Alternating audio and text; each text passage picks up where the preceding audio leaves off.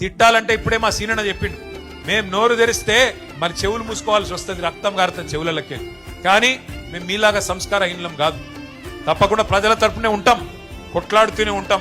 మా నాయకుడిని మీరు అవమానించే ప్రయత్నం చేసినా, మా పార్టీని మా ఉద్యమాన్ని మీరు అవమానించే ప్రయత్నం చేసినా మేము మాత్రం మిమ్మల్ని గౌరవిస్తాం, తప్పకుండా గౌరవంగానే సంబోధిస్తాం. 1000 మందిని బలి తీసుకున్న బలిదేవతవు నువ్వు, మా పిల్లలను చంపిన బలిదేవతవు నువ్వు అని మీ ముఖ్యమంత్రి, ఇవాళ మీ ముఖ్యమంత్రిగా ఉన్న నాయకుడు ఆ రోజు సోనియా గాంధీని తిట్టిండు.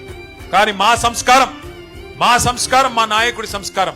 మీ కాంగ్రెస్ పార్టీని 2014లో చిత్తుగా ఓడించిన అసెంబ్లీకి వచ్చినాక సోనియా గాంధీకి కూడా ధన్యవాదాలు చెప్పిన సంస్కారవంతమైన నాయకుడు మా నాయకుడు కేసీఆర్. అది మా సంస్కారం. ఎక్కడ నగ్గాలో కాదురా, ఎక్కడ తగ్గాలో తెలిసినోడు గొప్పడు.